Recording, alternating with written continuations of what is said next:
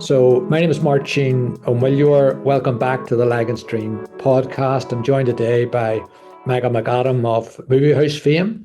Michael is a friend of anyone who ever goes to one of his many cinemas right across the north. But my favourite was always Dublin Road, and he's going to tell us why that's no longer there. And he's branched into many other aspects of work. But first of all, Michael, you're our first speaker from Ratchoole at the West Belfast Small Roundtable, which will take place in Culterland on the 5th of August, where you have been many times. And there's only 14 tickets, so I'm sort of hoping, Michael, that you'll do what everyone else. Tell us a little bit about growing up. You're a child, really, of the 60s, 70s in Belfast, difficult time. Tell us a bit about your own background. Yeah, so I was born and bred in Ratchoole estate, and we were the lower end of Ratchoole, which we always say was the posh area, and certainly the friendliest area. I mean, we had our bonfires and everything else as you did at the 12th of July, and but we lived together, and Marcy, we had quite a few Catholic neighbours, who were friends, and we really didn't know. I mean, as a young boy, I didn't know the difference between Protestants and Catholics. To tell you the truth, I actually thought the Catholics drank Dale Farm milk and the Protestants had the co-op because our neighbours had the heart stink at Dale Farm, and so I was totally oblivious to all of the nonsense and all of the horror that was to come along. It was a very happy childhood as well. We lived in flats on Ardmillan Drive. And my parents, my dad was a postman. Mum worked for service washing machines, and life was as good as life could be. And have you kept any of those friendships from those formative years in Ratchoole and North Belfast?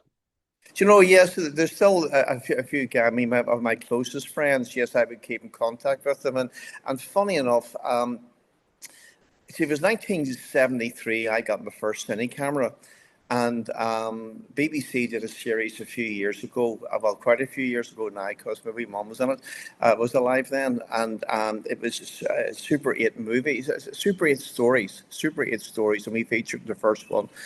And some of my friends in that, I'm thinking of one particular who I see on the Dublin train, Eddie Campbell. We mightn't keep in contact, but we see each other, and we often talk about the fact that we tried to make that particular first day when I got my camera, him and Thomas Tinsley and I was directing them playing cowboys and jumping off coal shed roofs and so on. And I have other friends who, yes, I do keep in contact with. Stephen Saunders still does a lot of graphic work for me, for Movie House.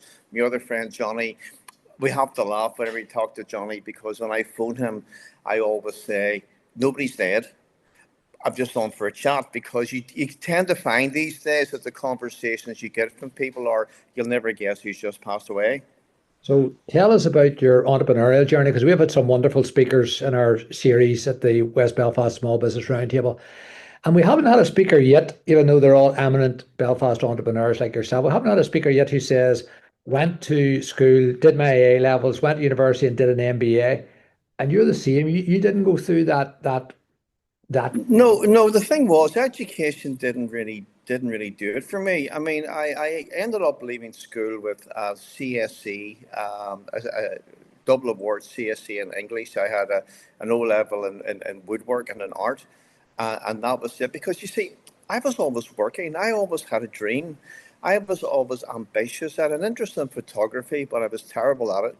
Um, I had mobile disco equipment. It seemed to be to me that every time I wanted to, if I went out to a disco, I wanted to be the DJ. If I went to a theatre, I wanted to be working the lights. If I went to the cinema, I wanted to be the guy in the projection room. I mean, that's just how it always was for me. And to tell you the truth, it hasn't changed today. I'm still the exact same. There's something in that, hard work. Tina McKenzie met, as you said, when she went to London. Every job no one else wanted to do, she would do. So where did you get that desire to work hard and to stay active? Is that part of your upbringing, do you think? Well, I mean, my dad was a postman, as I say, and I always remember he would come home soaking wet. His area was up in Ballyduff, and he would come home and totally soaking at 9:45 in the morning, and mum would have a whole new change of clothes for him because he would go out again to do overtime. Wow. Because if while the young lads who had phoned in sick, I mean, his mates got up that morning, looked outside the window, oh man, I'm not going out today. So he would be doing their job basically. So my father always had this great this creative way of if you want to get a few more pounds, then you've got to work for it. And for me, well, I always had dreams, and I say to young people these days, if you don't have a dream or an ambition, then you've nothing to live for. You've nothing to work for. I bought a house when I was 20, and I hadn't two pennies to my name. What it cost? Well, it was 18,250. I still drive by it when I'm in Carrickfergus. I was one of the very first people to buy a house under the co-ownership scheme. And of course, years later, I was able to pay all of that dirt back. But I mean, at that stage, so I was working in Ulster Television at that time, and Well, I tell had us got about that, Michael. Tell us about because you didn't go to university then. no, I didn't. No. But you had this love of films and movies and TV. So how did you keep that dream alive? Tell us how your career kicked off. Well, look, I've always been very lucky. I worked in the cinema, the Grove Theatre, when I was 14. I never got a wage packet off them until I was 15 and a half. So I used to go up there. And I had two great influencers there. Paddy Reid was the projectionist, and another lovely old man called Tommy McAllister. And Tommy would take over from Paddy whenever Paddy was on holiday. And Tommy was a lovely old man. And I remember him saying to me as I was turning 16, what are you going to do for a career? At that stage, cinemas were closing down. I mean, we're talking about the pre-multiplexes, the time when you had the Kirsten and the ABC, and that was it. And he suggested to me, he says, I think you'd like to work in television. And up until the moment that Tommy said that, I had no idea, no dream. And luckily enough, as it would have it, the Grove had a bar, and one of our customers in the bar worked in the film library in UTV. He arranged for me to go in to see George Shields. Got one of the young lads to show me around, and that moment I knew that's what I wanted to do. And for the next 4 years, I phoned the personnel department every week, Wow. always looking for an opportunity. Attended interview after interview after interview. And of course, looking back in that, I mean, my dad saying, now you dress up for this. And I'm not going to change. Oh, I'm going to wear an open neck shirt, and I'm not going to get. 4 years later, I was wearing a suit and tie. And I remember the personnel man saying to me, Michael, you're looking really well. Before I finally got it. So, I've always discovered that, well, first, and I say this to my young kids too. First of all, you've got to have a dream. You've got to have ambition. You've got to have push. You've got to be able to pick yourself off the floor. You've got to believe in yourself, because if you do not believe in yourself, then why should I? And it's only by pushing forward and pushing forward that people look at you in the way they hadn't looked at you the first time they met you, to decide you must be the real thing because you keep coming back. Tell us about that dream because I think at some stage all of us when we went to the movies as kids. I remember going to see Rob Roy and then going to see Oliver Twist, like the magic of movies. But what was your dream in relation to it? Or did you know what it was? Or were you just fascinated by moving images and TV? I just love the idea of entertaining people. I love the idea. I remember in my little cinema in Portrush, one Saturday afternoon, a young family coming out. Well, the mummy wasn't there, but the daddy walked out with three wee kids, and they looked up to their daddy and they went, Daddy, that was really, really great, wasn't it? And the buzz and the kick that I got out of knowing that, I had provided the venue for the entertainment. I mean, I would love to be an entertainer. I would love to be a singer, but that's not going to happen. So I've discovered that even all the big stars, they need people in the back lines. There's always somebody. I mean, no matter how big the star is, there's a producer behind that person. There's an agent behind that person who makes the opportunities for them. And I suppose for me, that's the way it's been in my life, where I've been given this. I don't know. I mean, I call it a gift. My mummy used to say, "You're not gifted, son. You were blessed," and as mummies will do. And I think she was kind of right. Are you lucky in life? Well, I certainly have been lucky. Certainly have been. But What was that gift? What was that gift? The gift of what? Being inquisitive, being driven, being Yeah, I think of just being, of not taking no, of having self belief, of a certain determination where everybody else goes, oh, that's not for me, I'm just not going to do it. Where I don't, I just keep finding another way because there's always another way around the back or in the side or over the roof, under the floor. I mean, you just got to find the way that works for you. And the fact is that, when you overcome the first hurdle, then all of a sudden people start to look at you in a different way. I always remember my accountant saying to me, we'd opened up the cinema in Yorkgate, and I was organising I had a meeting with Ulsterbus, and the deal was I was asked them would they drive the buses into Yorkgate and do a turn so that people along the shore road and Monkstown and Ratchoole, that was my memory from the Grove. And I remember my accountant saying to me he said, did you go to the meeting? And I says, yes. And he says, well, how did you go there? And I says, in my car. And he says, you're very old, cropped out Fort Capri. And I went, yes, I was quite hurt. He says, you can't do that anymore. And I says, what do you mean? He says, you can't present yourself in that way. And I said, but Peter, that's a nonsense. I mean, I go in a pair of jeans. He says, a pair of jeans is acceptable. He said, but I'm telling you, you can't do that. And he insisted that we went out, and I got my first Audi. It was a lovely car. And I thought he was talking nonsense until a young man came along one day to sell me some chemicals on a Friday afternoon, and he was drenched to the skin. He looked like he'd had a terrible week. And I bought a few boxes of whatever, and he drove away in a battered Morris Marina. And I remember thinking, if I'd have seen his car before he arrived, I wouldn't have gone down to see him. And Peter's words came back to me. So I'm saying all this in the fact that when you have reached a certain pinnacle, once you get over that initial hurdle of please listen to me, then people start to listen to you. Peter always, and I count and I speak highly of Peter Driven because only for Peter I would still be working in Ulster television probably. But it the self belief is very, very important, and it's difficult. It's so difficult for everybody because those who love you the most are the ones who will say and will try to protect you, and they don't want. And it's not that they don't want you to succeed.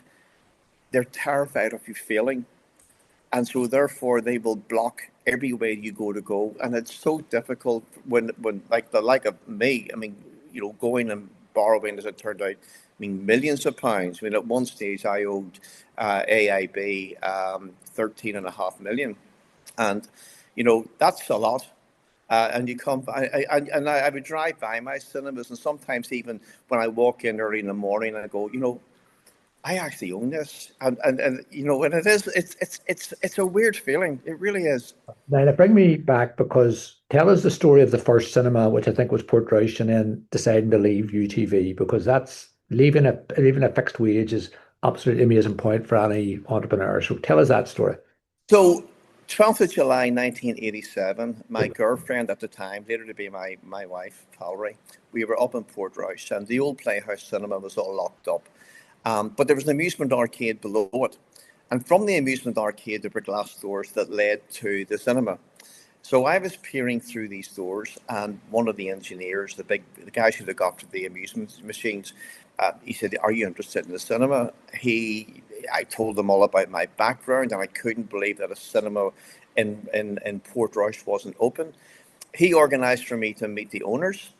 We took a walk around this closed down cinema, popcorn containers, Coke containers, all on the floor from the night 4.5 years before when it closed. I brought a good friend of mine, George Rowan, who was one of the cinema managers, had just been made redundant, and we formed a partnership. I borrowed 100 quid from Valerie's mommy to stock the shop, and we opened the cinema on a 10-week deal. A handshake, a handshake. We kept it going for the first year. Then George, the driving to Portrush every single day from Bangor, I've obviously killed George. George and I went our separate ways. I took over. And all of a sudden, I'm still working for Ulster Television, but I have it at the cinema. And the frustration I was feeling with UTV was I wasn't going to go anywhere. But now I'm talking to Warner Brothers, I'm talking to United Pictures International, I'm talking to 20th Century Fox. I'm telling them my dreams and ideas and how I'm going to promote things. And they're listening to me. Now, they were probably laughing a bit too, to be honest with you, who's this young lad coming in here, you know. But those dreams led to the cinema in Glengormley. And I remember I was driving down Ratchoole Estate on my Ford Capri that I love so much with my car phone. Do you remember those? Not a mobile, but actually a car phone. And I was down Ratchoole Drive and Peter, my accountant, phoned up. This is when we'd opened Glengormley. And he says, we've got the first quarter's accounts. And I went, great. How do they look? And he says, they look fabulous. And I says, really, Peter? He says, yes. He says, you've just achieved the first year's projected profit in the first 3 months. Wow. It just took off. And we were sitting talking one day, and then the opportunity came to do Yorkgate. And I had the cinema in Portrush. I had Glengormley opened. We were building Yorkgate. I was still working away on UTV, and I just couldn't do anymore. And but in the early days, my concern was that the venture wouldn't work. I was concerned that,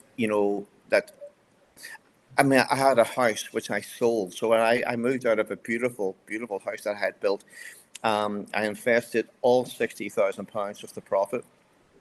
Valerie was now pregnant with her first child. We moved into a rented house that the builder had given us. But I still kept my job in UTV. And the basis was that if the cinema failed, well, I had no idea how I was going to pay the bank back. But the fact was I could still produce an income. And I kept that going for 2.5 years before I had the confidence to say, no, the company can now, can support me and all that I need. But, the difficulty with that, Máirtín, was the fact that having been part of a team of maybe 14 people in studio, now there was me in the office at 9 o'clock in the morning at a cinema that was not working because Yorkgate was not working to begin with. You're owing the bank 2.5 million at this stage, and you have to make it work. And when your back is to the wall, you've only one way to go, and that's up. And you have to think and you dream up ideas and ambitions and competitions. Because I knew I had a good product, but I knew I needed to get people in to taste the product. And the difficulty was, given Yorkgate's position at that time, was the fact that you had Tigers Bay on one side, you had the New Lodge on the other. And in fact, the first people to come to the cinema were people in their BMWs and their Mercedes-Benz, because the security was so good and the security was visible. And people, when you've got a big car, when you see people, security men walking about, it makes you feel very, very good. I know these days we're all back to cameras and somebody's watching it, whatever. Not the same as it actually being seen. What year was Citygate? Because you actually so Yorkgate was 93. Yeah, 93. So that was a really tough year. Like, Yeah. had a lot of terrible years, but that was a damn tough year. And you went right into what was that horrible term interface. Yeah. Why did you feel confident that you could build a cinema in Yorkgate that people would go to that when the city was so instinct? I can tell you the moment I had walked on where our current box office is, when I walked on that floor with the centre manager, Ken McAdam, I just knew it would work. I just knew there's this gut instinct. When I was opening Glengormley and I had to bring in investors in, and I was having difficulty doing that in the early days, I would get up at 1 o'clock in the morning, drive to where the cinema currently is, and I would just walk about it and go, I'm right. And I remember one day there was Bell One Furniture had just moved out and there was a door open, and I'm walking around this empty warehouse at 1:30 in the morning and I'm going, I know I'm right. I can't, I don't know why, but there's an instinct there which is there. You felt that in Yorkgate as well? Oh yeah, absolutely. When Absolutely. when did Dublin Road open? So Dublin Road opened in 93 as well, and it was opened by MGM Cinemas. And we knew they were coming to town.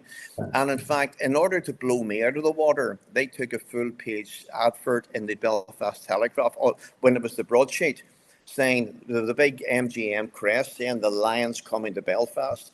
And I was negotiating at this stage for Yorkgate, and I went to Yorkgate and I said, we'd open 6 months in advance of them. I said, there's no point in doing it, you know. So we actually got the whole deal pulled together very, very quickly. And that's another thing I'd like to say to people as well. You know, I've found in life, you know, when you have to bring in experts. I mean, I can't negotiate deals. I'm only the dreamer, you know, but you bring in key people to look after you, but even your key people can fall out. And we ended up that all the toys were out of the pram. Yorkgate wasn't going to happen. And then the centre manager contacted me one day and he says, will you come back and have a discussion? And I says, no, but I will go to Manchester because Yorkgate was owned by the Co-op Wholesale Society. They were the biggest landowners in the UK at that time. And I said, I'll go if we can go and talk to somebody who can make a decision.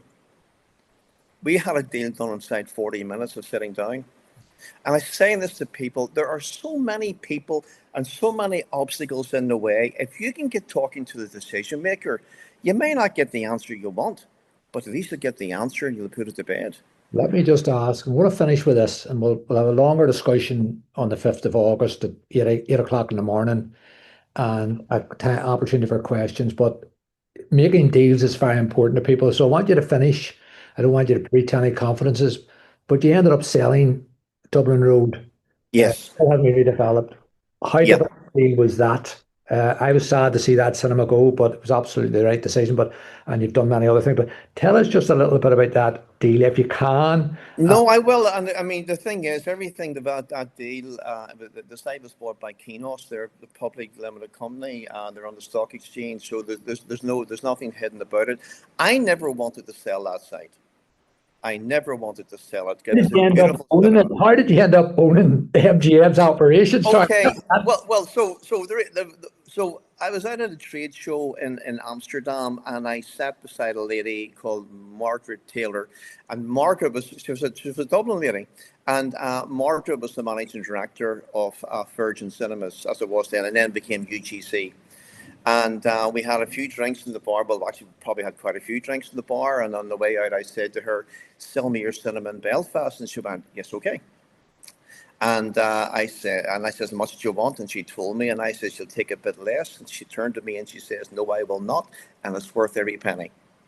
So when I came back, I tried to phone her, and she wouldn't take my call. So I wrote to her, and her head of property came to Belfast, and once again, talking to key people, we shook hands within an hour, and I took over that cinema. And I loved that cinema. I remember driving along with my daughter and her friend, just as Signfleur were changing taking down the UGC sign and putting up a movie house.